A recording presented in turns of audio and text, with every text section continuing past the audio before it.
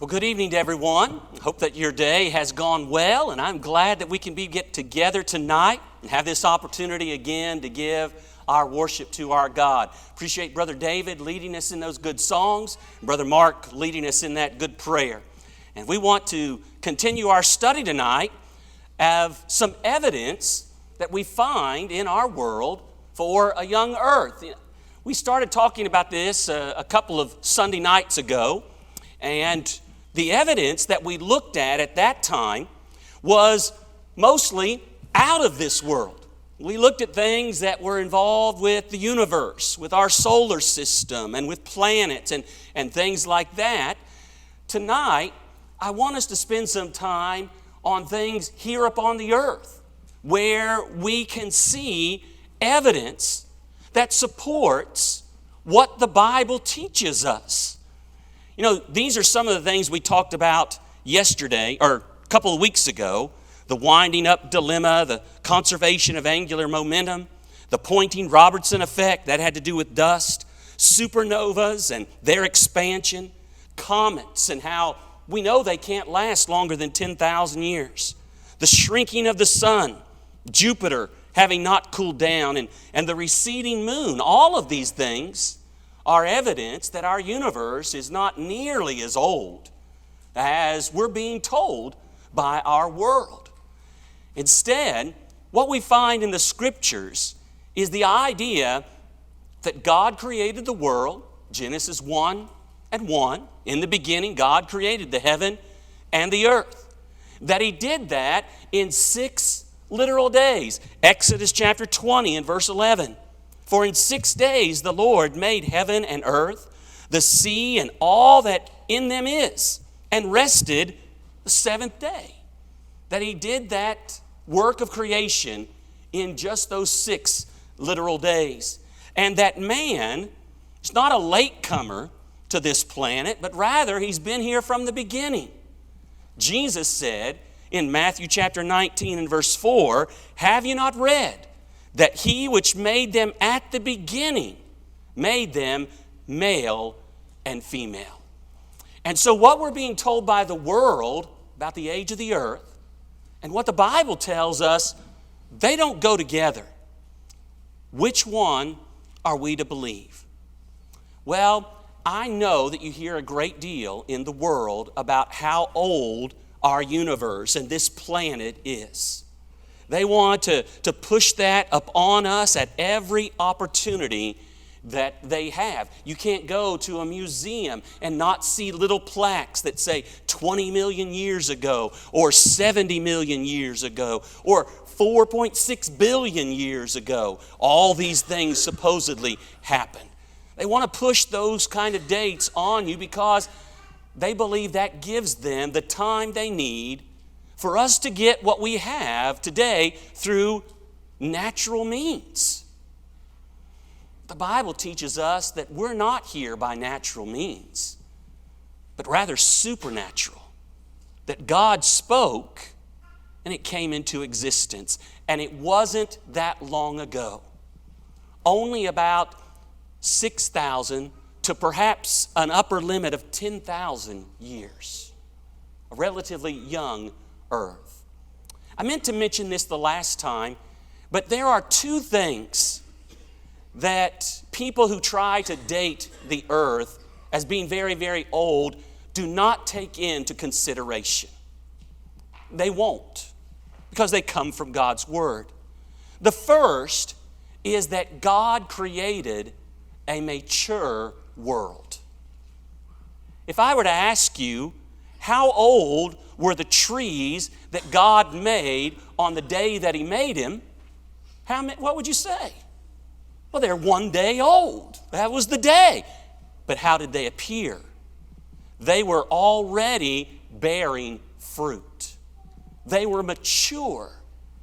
And it stands to reason as we look at all that God created in a mature way, He created a mature earth. 1 day old, just a few days old at the end of the week, and yet would have the appearance of being very mature. They don't take that into consideration. And number 2, they do not consider the effects of the worldwide flood in the days of Noah. And the devastating, cataclysmic effect that flood has on our world. In fact, we're still feeling the effects of that flood today. Every time there's an earthquake or a volcano or a hurricane, weather patterns, all of that is still a result of that worldwide flood. And they won't consider those things. And because of it, it leads them to date things as being much, much, much older than they really are. But I want to share some evidence with you tonight that you won't get in your textbook at school, you won't hear on the Science Channel or National Geo or anything like that. But it's still there, and it's very powerful. A lot of things to look at. So let's get going kind of quickly here. And I want to mention, first of all, the rapid rate of decay of the Earth's main magnetic field. This Earth has a magnetic field to it. I guess that's why we can use a compass, try and figure out which direction we're traveling in, which direction we need to go in. We use that magnetic field. Well, we know that magnetic field is decaying. And it has been recorded since 1835, and every 100 years, it is going down by 5%. So if the Earth has been here for these millions or billions of years, what really ought to be the case is we have no magnetic field. But we do. And if we extrapolate backwards, adding those 5%, that 5% every 100 years, you get to a limit where the Earth, because of this magnetic field, could not be older than 10,000 years. Because if you go back any further than that, that magnetic field becomes so strong, it would rip the Earth apart. And so here is an evidence for a young Earth as this magnetic field continues to deplete. Here's another example of evidence for a young Earth: population statistics. You look at a chart like this, and I don't know how clear it is for you, but if you go back to about 1800, we reached about 1 billion people upon the Earth. Just a little after 1800. We didn't get to 2 billion people until 1927. And then you can see that upward slope. You see in 1959, we've got to 3 billion, and 1974 to 4 billion, all the way up to 2011, where you have 7 billion. Now that's the latest this chart shows. I don't know if we've gotten to 8 billion yet or not. We're headed in that direction. All right? The last two increments have been about 12 years to add 1 billion people.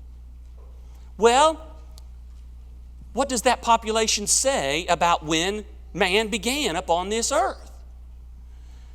If we were to go back just 1 million years and to see the kind of population that we ought to have, this is the number that you would get in 1 million years. And this takes into effect all kinds of things like wars and plagues and all that kind of thing. The number would be 1 times 10 to the 5,000th power. I don't even know what you call that number. We can't count that high. We used to make up bajillion and all that kind of stuff. I don't know what this would be. I can tell you this. This is more people than would fit in the entire universe. More than in the whole universe. That number is about 1 times 10 to the 100th power. That's how huge this is. If we just 1 million. Now we're supposed to be here 3 million years, right? Man. Well, what about if you give about 4,500 years of time? Well, then you get a number of about 5 billion.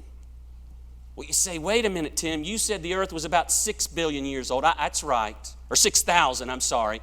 But why 4,500? Well, about 4,500 years ago, there was an event that wiped out the world's population except for 8.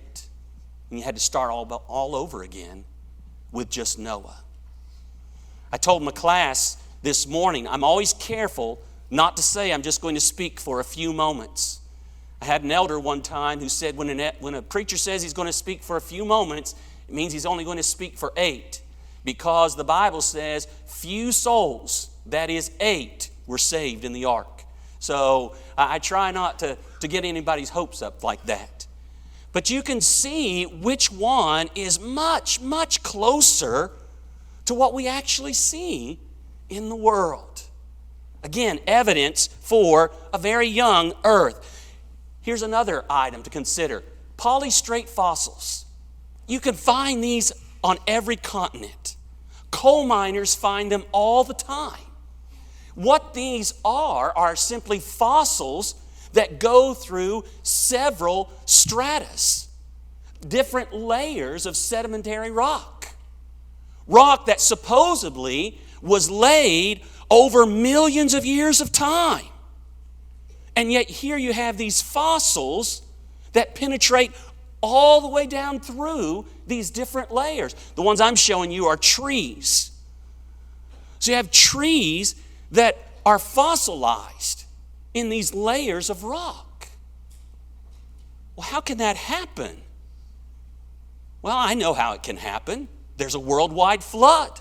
Trees are uprooted and destroyed. They float around in the water. Some of them, because the root system's a little heavier, get to where they're up and down. And then they get into some mud and they're stuck there. And then the layers of mud build up very quickly and encase those trees. It's not long then before all that pressure fossilizes them. But folks, you can't have that happening over millions of years. If it took millions of years for those layers to be laid down, what would happen to the top of the tree? Well, it'd start rotting and decaying. It wouldn't be long before it's not there at all. It'd just be dust. But as I said, these polystrate fossils, they can be found on every continent. And they certainly argue for a young earth. Hasn't been here very long.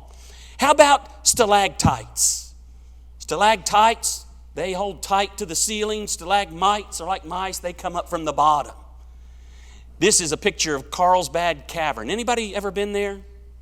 All right. A couple of you have. It's in New Mexico. And used to be when you would go there, they would tell you that the cavern here, these stalactites, they were formed 260 million years ago. 260 million years ago. Because scientists just knew that these stalactites, it took a long time for them to develop. They had a formula. 100,000 years would get you 1 cubic inch of buildup. That's not much in 100,000 years, 1 cubic inch. And so they just took that formula and you go backwards with how big these things are, 260 million years old. Well, we have learned different in recent times. Here's a couple of pictures. The one on top is of a coal mine in Australia that was opened about 50 years ago. And those stalactites, they've gotten pretty big in those 50 years. The one at the bottom, here's a better picture of it. This is underneath the Lincoln Memorial. And the Lincoln Memorial was built in 1922. Now you look at those stalactites and you would think, well, 1 cubic inch, that's 100,000 years. Old Abe's been sitting up there for a while. But we know better. Doesn't take nearly that long. You look at this picture, and again, this is from Carlsbad Cavern. That is a bat that is on top of a stalagmite. Now again, if it takes 100,000 years, that bat would just rot. It wouldn't be there. This is something that happened pretty quickly for that bat to be fossilized on the top of this stalagmite. Anybody here know of George Rogers Clark? Couple of you? Okay, you win the history part in Jeopardy. He was a hero during the Revolutionary War. And in Vincennes, Indiana, there is a memorial to him. There's a park there. And they built this place. Underneath of it, you see this huge stalactite. Had water dripping, and over a few years, less than 50 years, that stalactite had formed. Making a pillar, really, underneath of that building. And so we know it doesn't take those years. I mentioned Carlsbad Cavern having a sign that said 260 million years old. Well, as they kept learning more about the development of these stalactites, Mr. Trout, who was a cave geologist and atheist, said that from 1924 to 1988, there was a sign out front that said these caverns are 260 million years old. In 1988, they changed it to say that it's 7 to 10 million years old. In a later date, they changed it to say, no, the caverns are 2 million years old, and now there's just not a sign. Things are changing too fast. They don't know because of what we're learning about the formation of these things. Here's something that you might have heard about not too long ago. This plane is a P-38. It was used during World War II. This one happens to be called Glacier Girl. Now, that wasn't the name of the plane to start with. But what happened was during World War II, the Allied forces were going to go, I believe it was from Canada, it might have been from the United States, but they were going to go to Greenland, and then to Iceland, and then to England. Well, once they left Iceland, they ran into a storm, or there was trouble at the place where they were wanting to land at Iceland, and so they had to turn around and try to make it back to Greenland, where they'd taken off from, but they ran out of fuel. And so the whole squadron goes down, and they just leave the planes there. They're able to radio for help. They bring dog sleds, and they get the men out, but the planes are left there. Too much going on during that time. Well, 50 years later, some people get the idea, hey, those planes are still up there. Let's go and get them. They'll be worth a whole lot of money now. And so we'll go get those. They shouldn't be under much ice because we know how that forms, and we'll be able to salvage those and make a lot of money. Well, they were able to find this one anyway under over 250 feet of ice. They thought that those little layers of ice just build up gradually, hundreds of thousands of years. And so that was evidence. This earth's been here a long time. In less than 50 years. It was like 268 feet deep. Now they got this one out, and it actually flies. I guess you can take a ride in it if you want. I saw it on a Today Show or something like this a couple of years ago when they started out with this endeavor. But again, just another evidence that this earth isn't near as old as we've been told. How about this formation of gems? Maybe some of you have heard of this recently.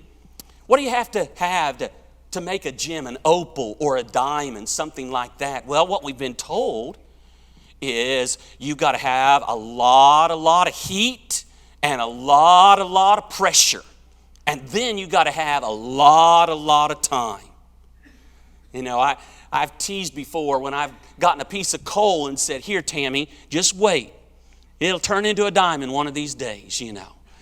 Well, that's what we've been told. But you know, not too long ago, some people thought, maybe that isn't what is all involved in this. Maybe there's some other things that can speed this process along. And so maybe we can put something under a lot of pressure and an extreme amount of heat, and with the right chemistry, what we found is, lo and behold, you can make a diamond in a day. In a day. You can get gem quality diamonds in a day.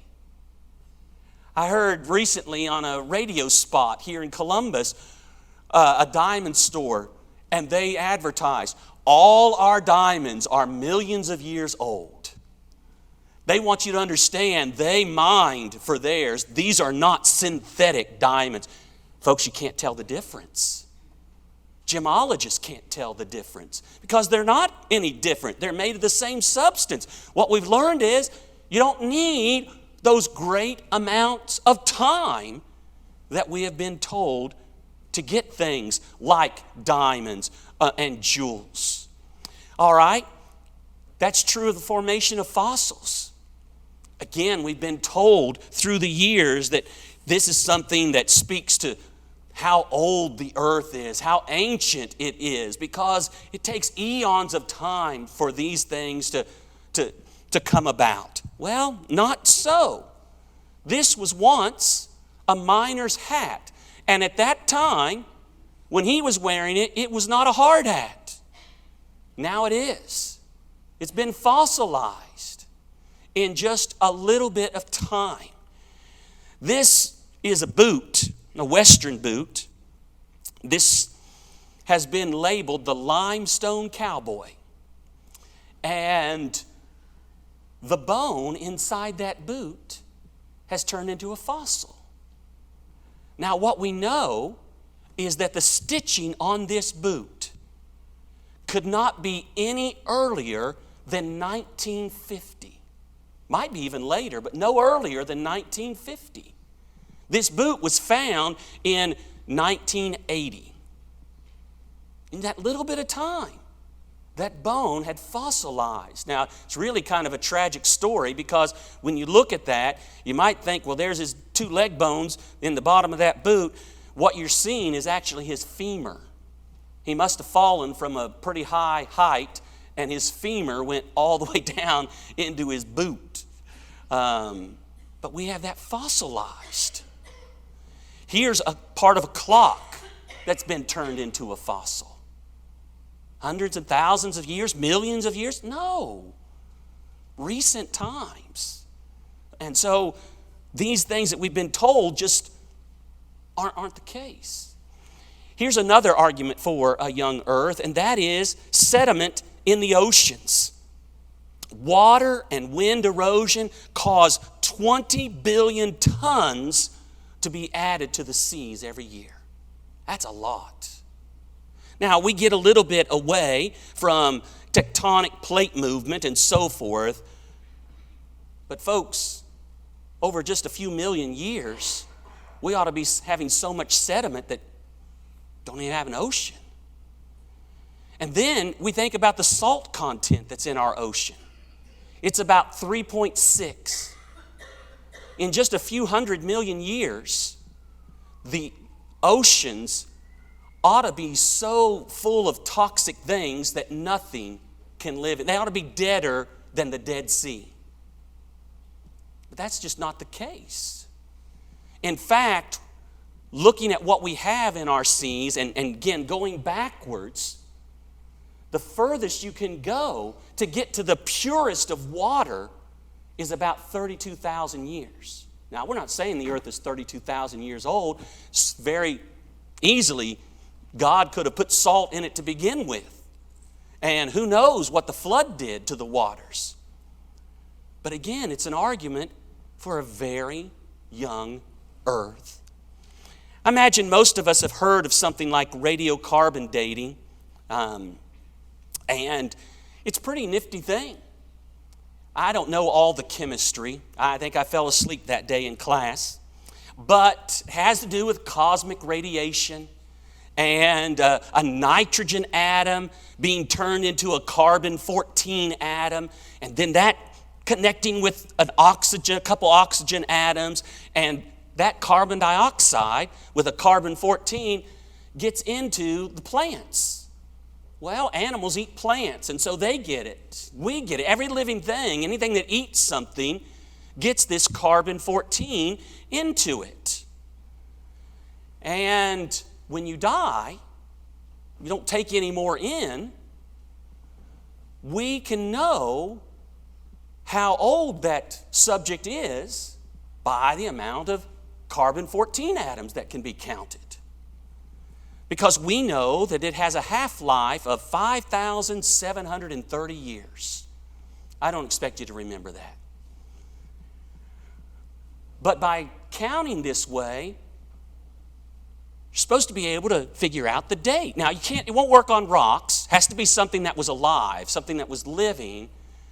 But supposedly you can count and get dates. And so we come up with these dates. And a lot of times they're huge. Now, carbon dating won't go back further than maybe 50 or 100,000 years. Because by that time, all the carbon-14 is gone. It dissipates. But there are other radioactive dating measurements that they use. But there are flaws in this. And here they are. First of all, they don't know the initial condition of the subject. How much carbon-14 was there to start with? Well, they don't know. What was the makeup of this when it started? You're not starting necessarily from a pure state. Number two, the rate of decay has always been constant. That's the assumption that they make. We know now that's just not the case. And before the flood, it must have been very, very different. And then three, there's been no contamination of the elements. Nothing else has been added. That's the assumptions they make. And with these assumptions, they get dates. Now, again, there's a lot of problems with this, but you'll read these dates, and it sounds scientific, and it sounds like, oh, that has to be it, exact. Well, it's kind of like this hourglass. If I were to ask you, how long has this hourglass been running? And I don't know what it looks like to you. Let's just say half is in the bottom and half is in the top. And it's an hourglass. How long has it been running? What would you say? Well, I hope you'd say a half hour, 30 minutes. All right. But do you know, to say that, you've assumed some things. You assumed that everything was at the top to begin with. Maybe it wasn't. You don't know what the initial makeup of it was. You don't know if I put that on its side to change the flow for a while, stop it even, and then put it back up. You see, those assumptions change the age that you get, the time that you get. And that's the way it is with this carbon dating. I like what this fella said, Robert E. Lee, not the general, but he said, the trouble of the radiocarbon dating methods are undeniably deep and serious. Despite 35 years of technological refinement and better understanding, the underlying assumptions have been strongly challenged. It should be no surprise then that fully half of the dates are rejected. The wonder is surely that the remaining half comes out to be accepted. There are gross discrepancies, the chronology is uneven and relative, and the accepted dates are actually selected dates. And then I like this one. David Wilson said some archaeologists refuse to accept radiocarbon dates. The attitude probably in the early days of the new radiocarbon technique was summed up by a Professor Joe Brew, director of the Peabody Museum at Harvard. If a carbon-14 date supported our theories, we put it in the main text. If it does not entirely contradict them, we put it in a footnote, and if it is completely out of date, we just drop it out. That's being pretty selective, isn't it? Well, here's something else, maybe not quite as technical, but the Sahara Desert. The Sahara Desert has grown by 10% since 1920. Now again, if we go backwards, we can get back to a date where this desert really begins, where there was a change in the weather patterns that would create such a thing. And guess what? It gets us back about 4,000 years. What did we say happened about 4,000 years? The flood. And so here again, an evidence for young earth. The Mississippi River putting in all of that sediment into the Gulf of Mexico. How far off or how far out should that Gulf go, or out into the Gulf should that delta go now? Well, shouldn't have a Gulf of Mexico now if the earth has been here as long as they tell us. It should be filled in with all that the Mississippi is putting in it. I don't know if we have any oil people here, but we've got a lot of oil underneath the surface. That oil is held underground at a measure of 20,000 psi.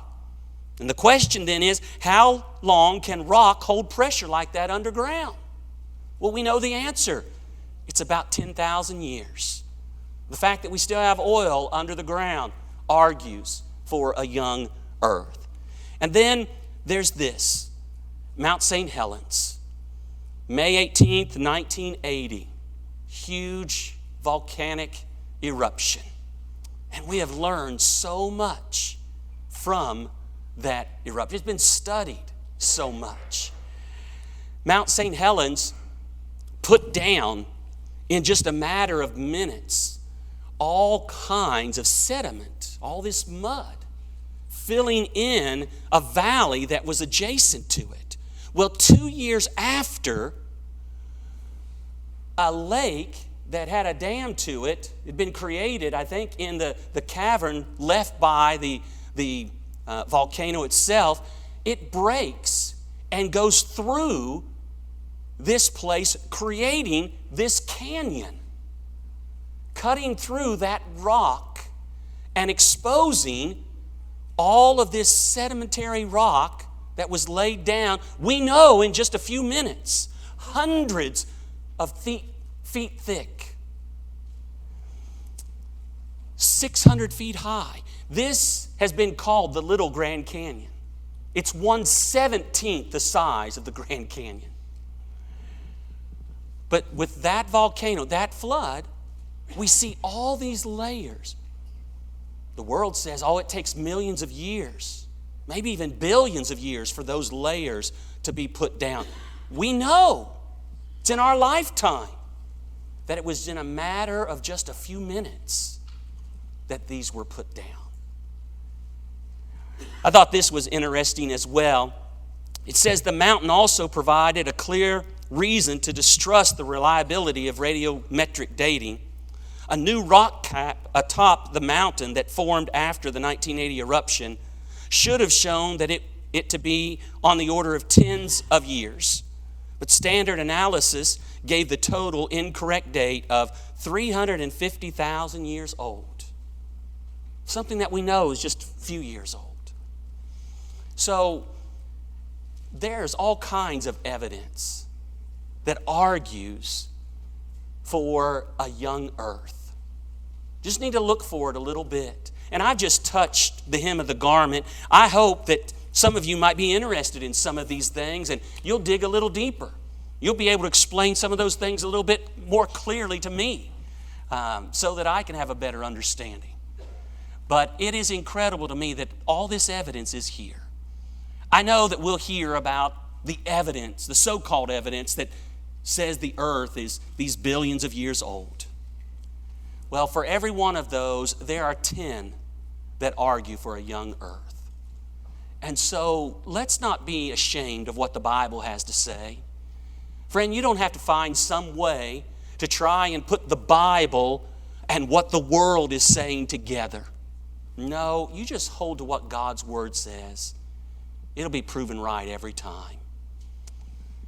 If it's right about creation, and it is, it's right about the flood, and we know that it is, you need to know it's right about all things. And that includes the matter of salvation. The Bible tells us that the only way that we can be saved is in Christ. And the only way into Him is by being baptized into Him for the forgiveness of our sins. And so tonight, if you're here and you're not yet a Christian, we want to encourage you to take that step. If you have already, but you've fallen away and you need to come back, we want to pray with you and for you. So if you're subject in any way, please come as together we stand and as we sing.